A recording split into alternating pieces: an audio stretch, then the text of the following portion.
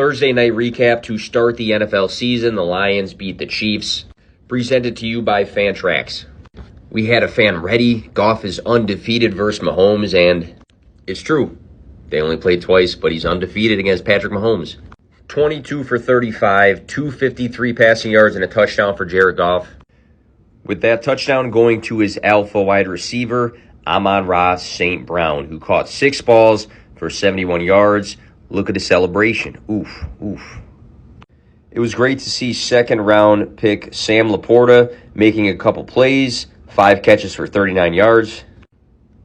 Josh Reynolds had a pretty good game as well, 4 catches for 80 yards. Goff and Reynolds were teammates back with the Rams. David Montgomery had a big game, 21 carries for 74 yards and a touchdown. I mean, he looked good, especially in this area of the field. Jahmyr Gibbs might have punched one in himself, but slipped there. He only had 7 carries, 2 catches, rookie, first-round draft investment. Probably disappointed for his workload, but I think we expected it to some degree that it wouldn't be crazy numbers week 1. But let's not ignore the volume difference. So even if Jahmyr Gibbs continues to earn more work, David Montgomery was given a lot of it. Other side of the ball, this is a little concerning. We had Isaiah Pacheco, 8 for 23, CEH, 6 for 22. Jerick McKinnon was on the field. The lead rusher, though, Patrick Mahomes, 6 for 45. So we have a committee, and none of them ran more than their quarterback. Rookie Rajee Rice went 3 for 29. He scored a touchdown in this one. Here's a clip of Kadarius Toney from last night. One of these resulted in a pick 6. If you look at the Chiefs last night without Travis Kelce, it's very apparent there's no next man up. There's no clear alpha beyond Travis Kelce. It's just a bunch of guys getting a little bit of work. Patty Mahomes, 21 for 39, 226, 2 touchdowns, and that INT. Hats off and credit to the Lions. That's coming from a Bears fan. They got the job done. It's a big win. It's a statement win. Way to start the season. Let's go through a couple takeaways from the game. We don't want to go crazy and over-exaggerate anything, but here's some of my thoughts. I think we saw in small flashes, Jahmyr Gibbs, he's explosive, right? He's talented.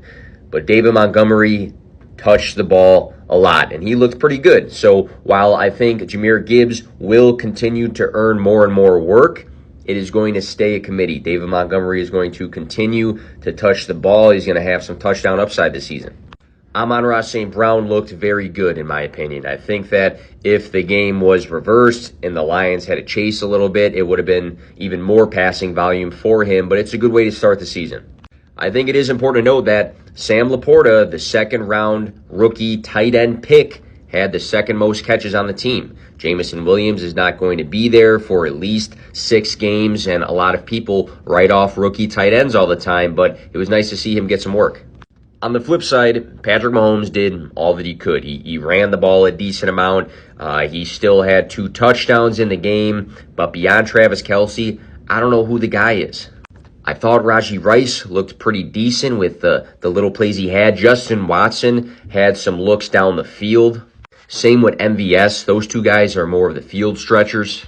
The running back room looks like a true committee. CEH, Isaiah Pacheco, both touching the ball. Jerick McKinnon maybe wasn't, as involved as we wanted, but he was on the field a decent amount. And I'm not going to victory lap. I'm not going to go crazy here and totally over-exaggerate, but, Sky Moore, I think he can continue to earn more of a role, maybe see some more looks.